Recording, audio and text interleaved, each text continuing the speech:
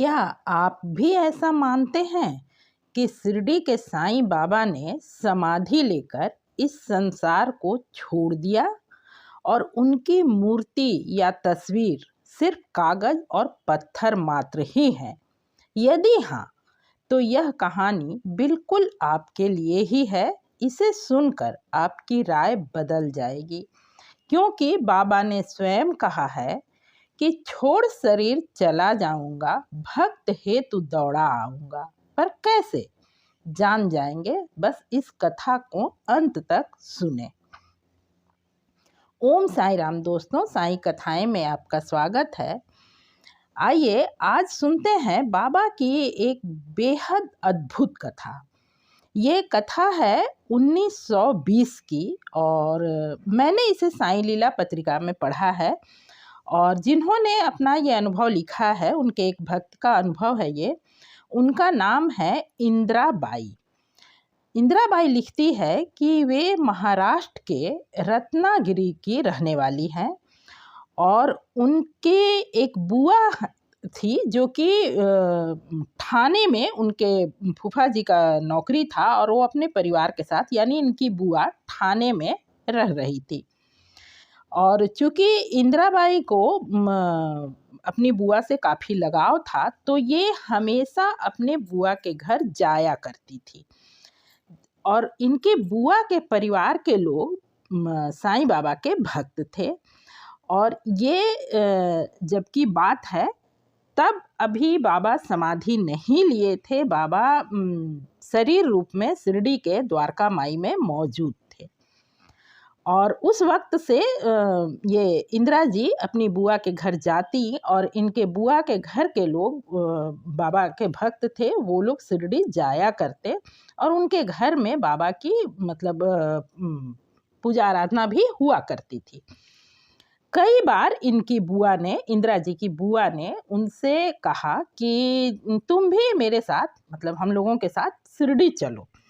पर इनके मन में बाबा के प्रति कोई वैसा लगाव नहीं था, जिस कारण ये कभी भी जाने के लिए मन नहीं बना पाई और ये इन्होंने कभी भी अपने बुआ के साथ शिरडी जाकर साईं बाबा से मिलना उचित नहीं समझा, कभी वो गई नहीं।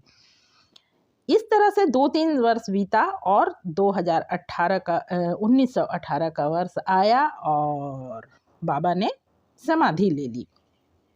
बाबा के समाधि लेने के 2 वर्ष बाद 1920, जैसा कि मैंने कहा कि ये 1920 की कहानी है, तो हाँ, जो घटना जो मैं कथा मुख्य जो कथा है जो बताने जा रही हूँ, वह 1920 में ही हुई है।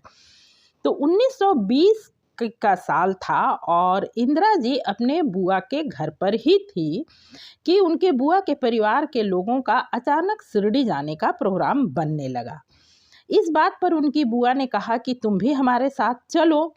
अब इंदिरा जी के पास 2 ही रास्ते थे, या तो वो अब उनके साथ शिरडी जाएं, वरना फिर वो लौट के अपने आवास जहाँ की रत्नागिरी की वो थी वहाँ आ जाएं।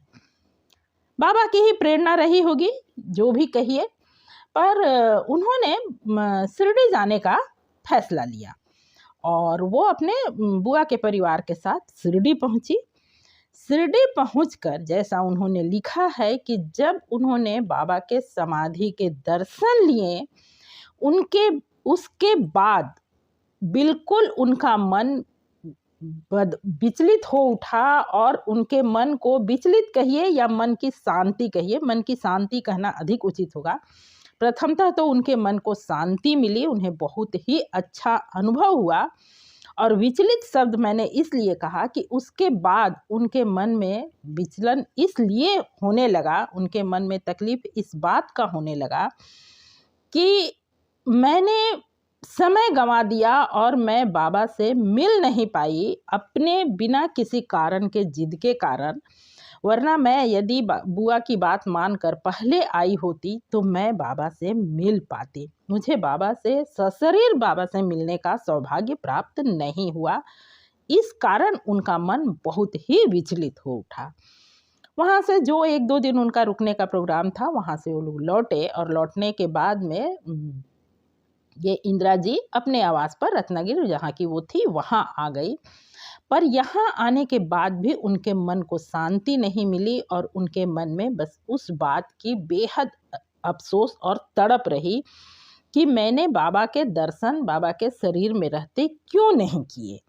ये सोचकर वो बहुत दुखी हो गई। 2-4 दिन का समय बीता कि एक रात जब वो सो रही थी तो उन्होंने स्वप्न में देखा कि वो अपने बुआ के घर पर है और उनके बुआ के घर पर बाबा की एक काफ़ी बड़ी मतलब बाबा की वो समाधि लेने के बाद की वो तस्वीर उनके घर में काफ़ी बड़ी सी लगी हुई थी, जिसमें कि मूर्ति के सामने समाधि का फोटो बना हुआ है। आप सभी लोगों ने देखा होगा, वही तस्वीर उनके घर में बड़ी सी उन्होंने लगा रखी थी।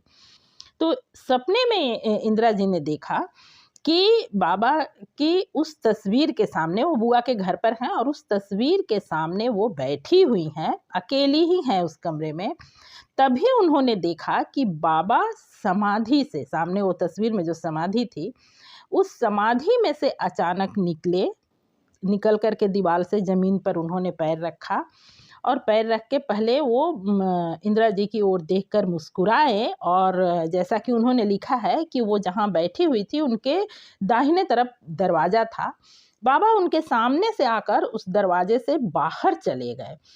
ये देखकर इंदिरा जी मतलब बिल्कुल अवाक रह गई सपने में ही और वो उस दरवाजे की तरफ बहुत ध्यान से देखने लगी। कुछ पल गुजरा होगा कि उन्होंने देखा कि बाबा फिर उसी दरवाजे से आए।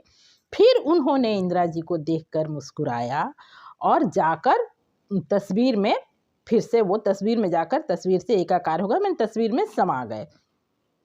ये देखकर इंदिरा जी बिल्कुल मतलब हड़बड़ा सी गई और वो ज़ोर ज़ोर से अपनी बुआ को आवाज़ देने लगी। सपने में ही वो ज़ोर ज़ोर से बुआ को आवाज़ देने लगी। संभवतः वो सपने में वो बताना चाह रही होंगी कि उन्होंने क्या देखा, पर वो आवाज़ ज़ोर ज़ोर से देने लगी और उनका नींद भंग हो गया, निद्रा भंग हो गई।